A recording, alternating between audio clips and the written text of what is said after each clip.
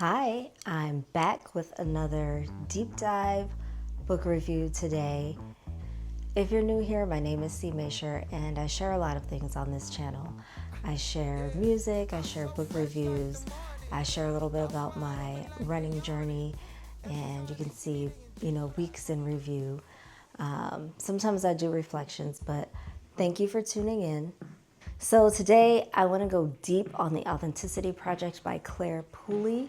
This is Clare's debut novel. It came out in 2019. It's set in London, England, and it tells the story through 5 main perspectives that kind of recur from the beginning to the end of the novel. So here's how this is going to work. Everything up until the timestamp on your screen will be spoiler free. So I'll share the premise, I'll share my reading experience, the big themes, whether I think you should pick this book up or not. And after that, I'm gonna give full spoilers. So I'll talk about the characters, my thoughts on them, twists and turns that happened in the story that I was not expecting. All the spoilers, all the details after that timestamp. So if you want to check out the book without any spoilers, stay with us up to that point. And if you're like me and you don't mind a spoiler every now and then, feel free to stay to the end. Okay, so the story starts with Julian Jessup. Julian he's an elderly painter, and he lives in this studio apartment in London, not far from a local cafe. And he realizes one day that he has kind of been living in isolation, and he understands that the people who he passes by on a daily basis, they do not know who he is, and that is a departure from his previous life. So he gets this notebook and he writes the story of who he actually is and how people used to perceive him. And what we end up with is this big question that kind of carries us through the novel of who knows us and how. So Julian writes his story, and then he leaves his notebook on a table in the local cafe called Monica's Place. Monica, the owner of the cafe, then finds the notebook and she reads it, and then she writes her own story. She gives a lot of personally identifying information, and she also decides that she wants to do something special for Julian. And what happens next, the notebook gets passed on. We don't know if she did this on purpose or if it was an accident, but the notebook gets passed on to our next main character named Hazard. We also meet Alice and we meet Riley, and those are the main characters of the story. And the book just kind of travels between them, makes an international trip, and we get to know most of these characters through their answering the question, which is what happens when people stop performing and they start, being truthful. And that makes me kind of tangentially start to think of a show called The Real World. And I forget the first part, but what happens when people start being real? So I wanted to change perspectives just a touch. I want to share a little bit about my reading experience. Again, this was a novel that was suggested as a book club read. So I'm grateful to the ladies in book club for suggesting this book. I don't know if I would have picked it up on my own. Although when I went to get it from the library, it was on our Lucky Day shelf right there, front and center, ready for me to check it out. So there's that. But how I read this book, pretty passively initially. I read it before bed Every night it was my come down from the day read before I would go to sleep. And the chapters are super short. The style of writing is pretty conversational. It felt like I was reading someone's journal or someone's diary. And so Claire did a really good job of depicting that in her writing of these characters. I also thought it was pretty cool that every character had a different style that felt authentic to their character in the novel. And what else? There was a lot of emotion under each of the characters' stories. And the way that the characters connected with each other and interacted with each other, it was pretty cool. Some of it I think was a little bit telegraphed in a way that if these connections didn't happen, then I would have been like, huh, why did it not happen? From a reading perspective, like reading the story, it can be a quick read, but like I said, I read it every night before I went to bed, and so kind of made myself pace it out. That helped me experience the passing of time in the novel, because the notebook itself goes on an international trip. It makes its way back, so obviously all that's not happening within hours, it's taking days. And then the larger story is happening over a longer period of time. So it was nice to not rush through this book, but to take my time and read it with a little bit more intention and less of I have to finish this book ASAP. Another question that I considered as I was reading this book is, what would I write? Well, first, would I write in the notebook? And what would I write? I have to say, I don't think I would write in this notebook. I think it's certainly not in the style that all the other main characters did.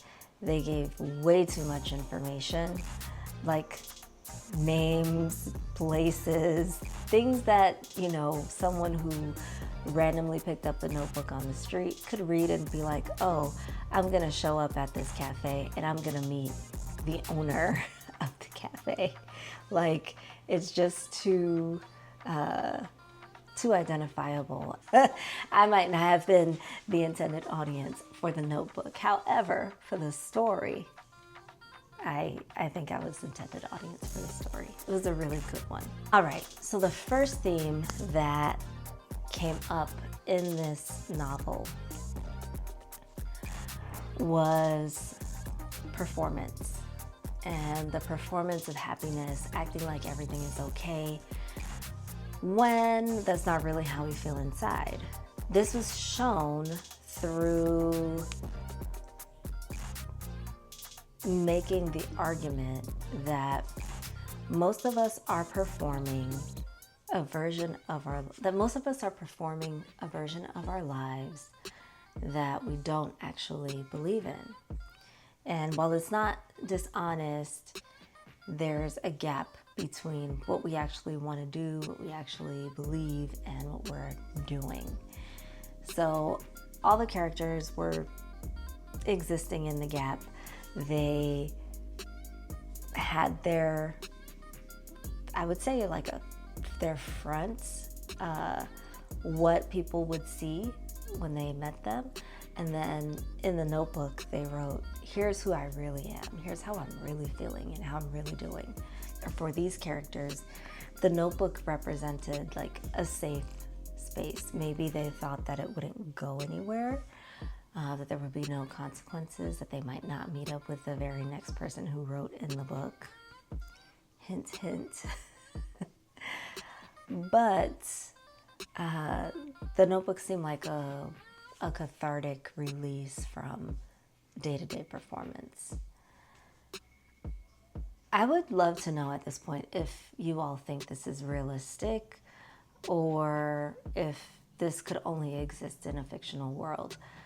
Because, again, like, it was just a lot of information to share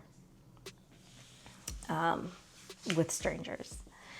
And then another theme that came up was loneliness as just the default way of being. And the timing of the book is really interesting. It came out in 2019, which was just before the entire world shut down and went into quarantine, and isolation and loneliness to some degree was the norm. But this novel does a really good job of showing how that looks different for different people. So Julian's lonely, and he describes it as feeling like he's invisible. Alice, the new mom, she's lonely, and she describes it as feeling like, she's actively drowning, and people around her are just not seeing that she's drowning or not acknowledging it. And then Monica's lonely in a sense of she's independent and she knows that she can run her own life and do everything herself, and she wants to be in good companionship with someone, but she's not used to it. And I think none of these characters would describe themselves as lonely. They would instead describe themselves as the descriptors of loneliness that I just shared, which I think was the point, is that a big part of the notebook and the novel was, first there has to be some acknowledgement. And even though Julian, Alice, Monica, even though they wrote their stories, they never said, I'm lonely. They wrote all of the descriptions of how they were feeling. But what emerged out of that was this common theme of existing alone in the world. So I think Claire did an amazing job there. And then the other theme that came out that I'm seeing emerge more and more in real life and on social media is this idea of community being something that is intentionally created and something that people actively choose. And I think that this book did a great job of showing how intentional you have to be about building community and showing how important third spaces are. So, the cafe is the third space.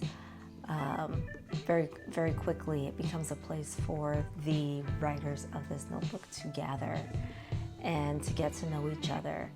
And in a communal way, they all help to remedy the loneliness that they didn't know they were all experiencing. And I loved that aspect of the book. It's like, you read, you see someone in your community is struggling and they may not know what it is, but then people can creatively think of ways to provide support that is not costly and, doesn't make the person you're supporting feel like a burden, but more of an inspiration. More of an inspiration to action. I thought that was how Monica perceived Julian after she read his story. It was like, what can I do with my resources to help particularly this man in my community and others in the community as well? So I thought that was pretty cool. And then another one that came up was the possibility to reinvent oneself. Like, you do not have to stay stuck being one version of yourself just because that's what everyone knows you as today. You can change. You can, live a dynamic life. And what it takes is really showing up. So one of the characters, Hazard, he is introduced as an addict. He's introduced as an addict, and throughout the story, we see him make changes. And similar to Monica, similar to Julian, they are introduced as these people who exist independent of like everyone and everything else. But over the course of the story, they create a village amongst each other and the people in their community. And so the Monica that we see at the end of the novel is very different from the Monica that we met at the beginning, and similar with Julian and Alice and most of the other characters. There is very visible growth in their story as the novel progresses. So I loved this book. I thought it was funny. I thought it was witty. I would give it a 4.5 out of 5. It was not sad, or heartbreaking. It was just a good dose of literary reality. Nothing heavy. Like I said, something you could read before bed. It would make you think if you were in a thinking mood. And I thought the characters were pretty well scoped out. There are very short chapters, so that was another plus. Let's see. I'm trying to think of another book that might fit this one, and at present it stands alone to me, just because I maybe haven't read any other books yet that I would pair it with on the shelf. Okay, spoilers coming up in a few seconds, so I'm gonna get some tea, and then I'll come back to give you the tea. If you're leaving now, first I want to say thank you for sticking with me up to this point. It's been my pleasure sharing about the Authenticity Project. Please feel free to like, subscribe, write in the comments below and let me know if you're stepping away and if you intend to come back. And then when you come back, just pick it up from here and let's talk about the characters. Let's get into the details of the story. And let me know if you agree, if you disagree. Let me know what's up. All right. Okay, spoilers. So let's talk about Julian, the character who started it all, right? He writes himself in such a compelling way. It's quite moving to hear him, it's quite moving to read his story, to read how well known he was in his community before Mary passed away and left him. Before Mary passed away and left him alone. Him writing this autobiography kind of here's who I really am story actually feels just right coming from him, because what we understand very soon after being introduced to him is that he likes for people to know who he is. He likes to be in community with other people. And it seemed like one day he just woke up and realized that he had not been in community for so long and that he missed it. I thought it was brave of him to be so forthcoming with who he was, what his background was, and even sharing like details about where he lived. I thought that that was incredibly brave and something that could only work in a fictional world. Julian, definitely a charismatic character and one who brought a lot of life to the story.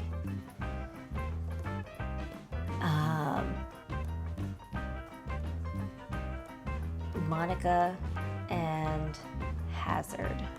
Okay, so they meet while they're both walking down the street. Hazard is with another woman, Monica's by herself, and they kind of literally bump into each other. And the scene erupts, he curses at her, and she's like, why is he like that? Like, how could anyone possibly be that way? I liked the way that they obviously had tensions between them. You could tell right away that there was going to be something there.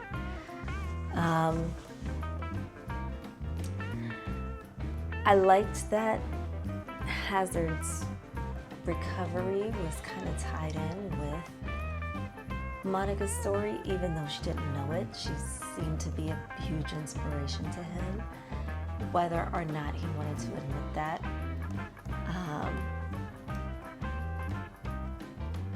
But I don't know that their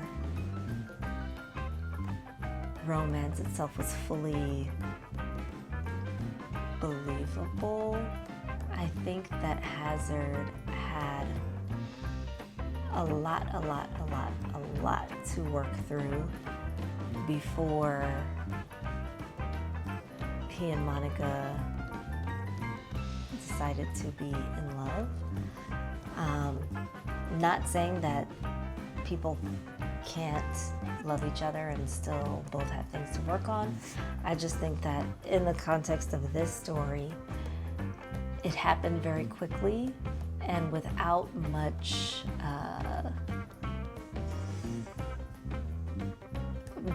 rising action. There was not a lot of Hazard and Monica interaction for at least the first half of the book, outside of that very pivotal moment when they smash into each other. And then when he comes back and is like, hey, you guys are doing all that I set in motion, like this is all me. He just seems a little chaotic. And I do think that Monica, whether they became romantic or not, that she would be a counterpoint to him. I don't know that they needed to become romantically involved for the story to make sense. It still makes sense. I mean, Claire decided to do this, and I respect her author choices. It just seemed like it happened too quickly for me. But things in life happen quickly all the time, so it's still somewhat believable. I found that Monica had a hard time letting go of kind of being perfect and being seen as the super competent and able person. She was very driven to achieve, and nothing's wrong with that. I think that's great. But I found that she was very tense and always trying to meet her super high expectations for herself, which again is great.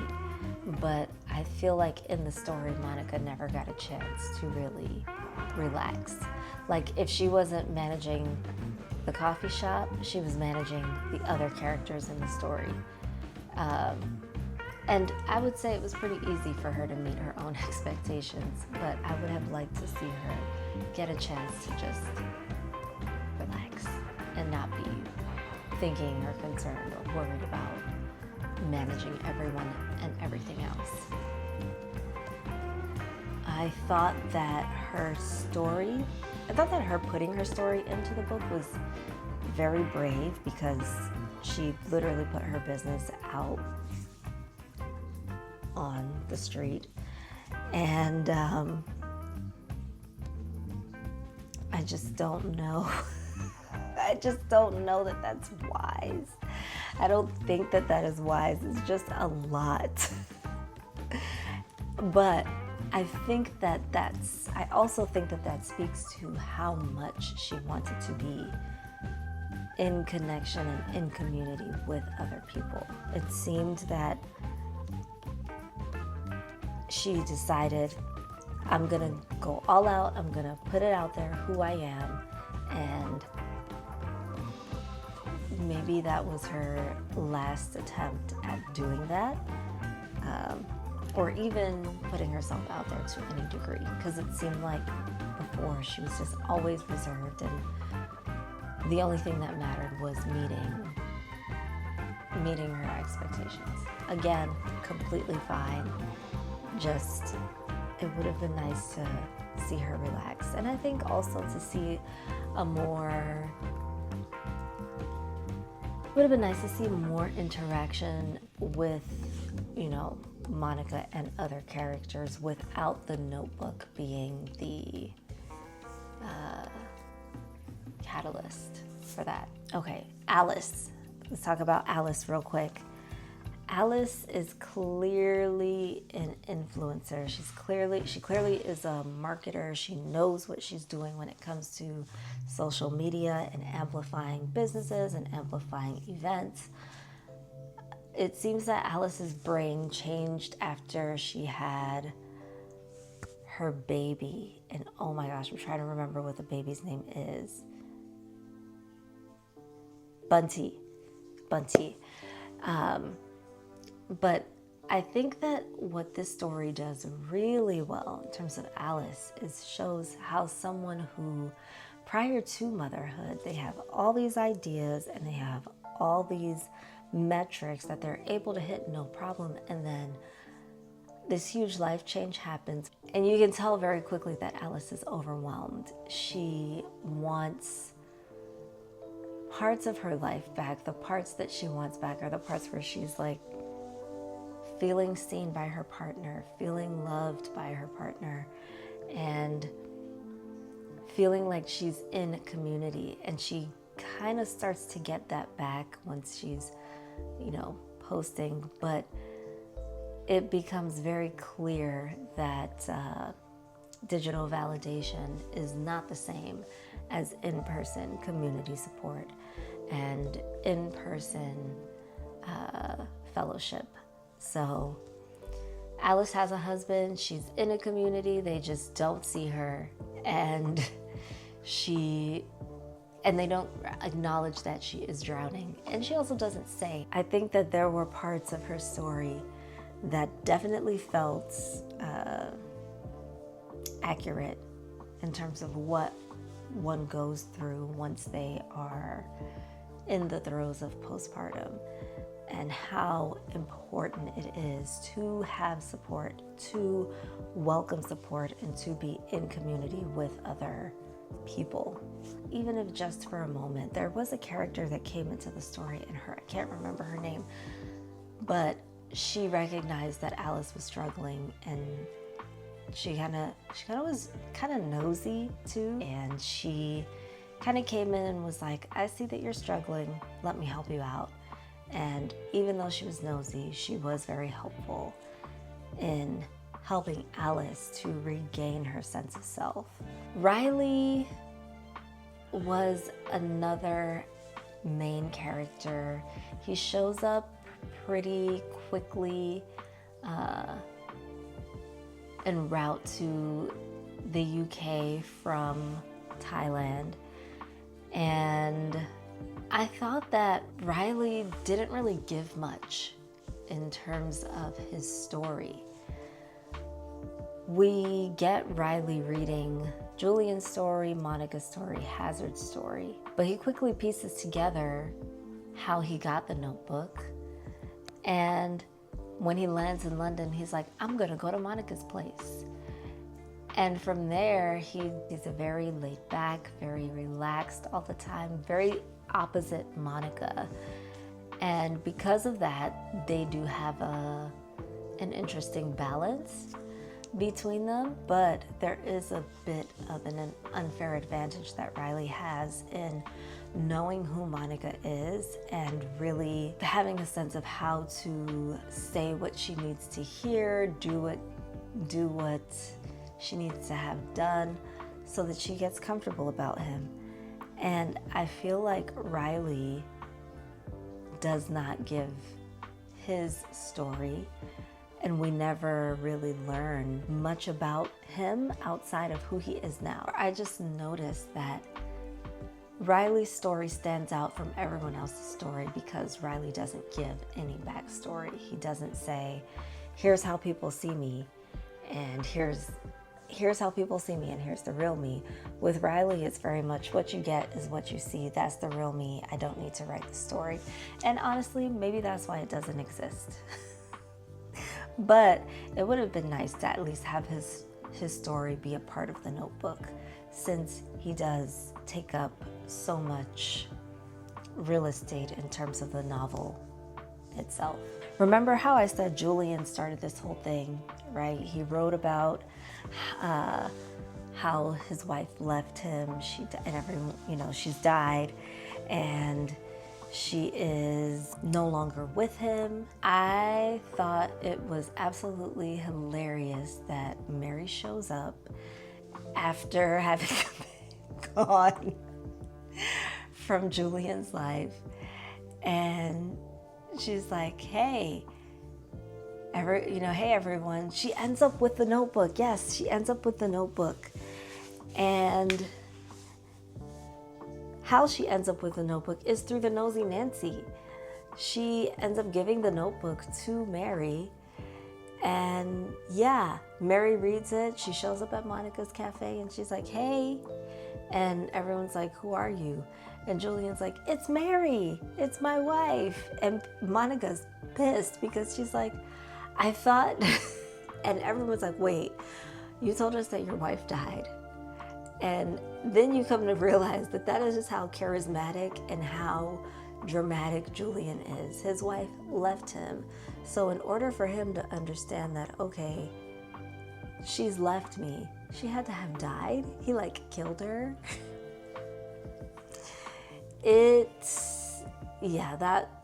That was funny. I thought that I could understand Julian needing to make such a drastic association to cope with the idea that this person who he loved left him. But Julian was on games. Julian was on games in his past life, and Julian clearly was on games in this present life. With all his new friends and his people who he meets up with every week to teach them how to paint. I mean, I thought that was very masterfully done. Which also brings me to the point that Claire gave Julian this occupation as a painter, and how appropriate that he has kind of painted this reality and architected this world where people are gravitating towards him again, and each person has their place in the picture of Julian's life. And they're also still their own full characters, kind of finding their way through the story. I thought that was really cool. And I thought it was interesting too for Mary to come back and talk about her boyfriend and how her boyfriend was treating her right and just doing all the things that really Julian should have been doing, and how her boyfriend knows about, it's just they all know about each other. Julian knows she has a boyfriend, and he's like, no, Mary. I I thought that was hilarious. I really did. Like, I knew that it was going to happen because we talked about it in book club, but then when I read it, I burst out in laughter because it was so funny when I finally read it for myself. We had this talk too about, does that make Julian a liar or untruthful? Is he less authentic because he did not tell the truth about Mary? And I think so. I think, maybe for him, that was his truth. And that might have been how he was feeling, because when we meet Julian, he really is in isolation. He doesn't really talk to other people. People do not talk to him. They do not acknowledge him. He just is moving through the world existing. And how sad, like how actually quite devastating that his existence seemed to not really matter to anyone. He seemed to not have anyone, Mary included. And so when Mary shows up and, people learn, oh, okay, this is why Mary left, they really get to know the truth of Julian and his story. There are things that make sense. I gave Julian a lot of grace. Being in a stage of life where everyone you were once close to is no longer with you, whether that means that they've passed on or that they are no longer in communication with you, I can understand that as creating a sense of immense loneliness and feeling like, gosh, I'm the only one still here. So I give Julian grace for that, because how stark to go from Mr. Popularity. But when I think about the ending of the book and the way everything kind of resolves, I think about Julian's impact and what he was able to do. I thought that the ending was very well done. There are two things I would change. Number one, I might not have included the detail about Mary being dead. I thought that was a little bit morbid and I think not fair to her. It does make for some good comic relief later on, but I think that Julian's character overall would have been a little bit more easy to root for if that detail had not been fudged. The other thing that I would change is I would have had a little bit more detail on Riley's backstory, because we get to know the why for all the other characters. And so his just feels a little underwritten. He seems like he's a supporting cast member, but he gets main cast airtime. All right, those are my character deep dives. I don't know if I really did spoilers. I think I did give enough of a spoiler so that you can't, if you've watched this video, you can't say that you went into the ending blind. I think this is a book that deserves to be read and discovered, and for audience members or readers to have their own experiences with these characters. All right, before you go, I have 3 questions. What would you write in the authenticity notebook? Would you write in it at all? I'm curious to know what you would write. Which characters felt more resonant with you or more familiar to you, and why? And then my last question is, do you think that the ending of the story was too clean? Or do you think it wrapped up exactly as it needed to and all the characters were resolved appropriately? Let me know.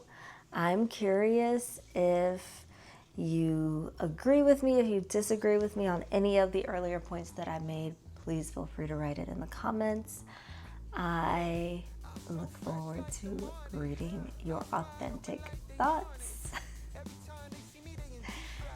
And my next deep dive is already on my shelf. It is Sweet Heat by Bolu Babalola. So subscribe so you don't miss it. And if you want to see what my week actually looks like between these videos, check out my week in review vlogs. They are just below if you want to see some gigs that I've done. You can check those out too. I will see you in the comments. Bring your opinions. Until next time.